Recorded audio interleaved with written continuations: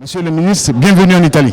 Merci, grazie mille. Vous êtes là depuis hier, vous participez à ce sommet Africa-Italia.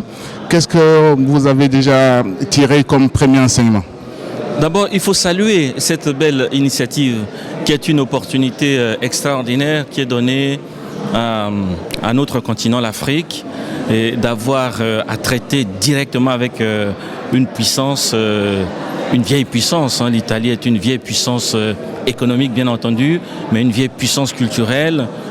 C'est probablement le pays européen qui est le plus enraciné dans le passé africain, puisque déjà dans l'Antiquité, Scipion l'Africain était venu guerroyer sur le continent africain avec Hannibal, oui. À Carthage, le Carthaginois.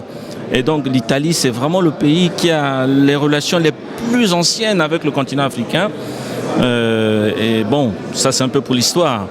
Pour ce qui est des temps modernes, l'Italie est un grand partenaire, un pays qui compte, l'une des plus grandes puissances de la planète, et qui a aujourd'hui la volonté de s'ouvrir totalement au continent africain. Pas seulement dans le domaine du pétrole, puisqu'on voit le groupe Eni opérer sur le continent, mais dans le domaine de l'agriculture, dans le domaine des télécommunications.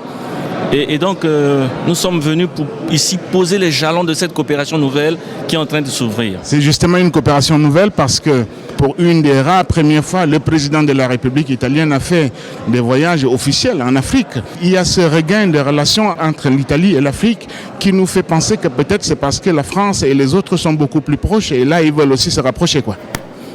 Le président de la République italienne était en Afrique et le président du Conseil, M. Matteo Renzi, était en Angola, mais aussi au Congo-Brazzaville. Et donc, oui, c'est quelque chose de totalement nouveau. Je pense qu'il n'y a pas de concurrence avec la France. C'est plutôt de la complémentarité. D'ailleurs, ici, en Europe, la France et l'Italie travaillent la main dans la main. S'il y a un pays ici en Europe qui est sociologiquement, culturellement, à tout point de vue, à tous égards, proche de la France, je crois que c'est d'abord l'Italie. C'est l'Italie, oui. L'Italie est considérée comme la matrice, tandis que la France est la fille aînée. Et donc, c'est un travail complémentaire.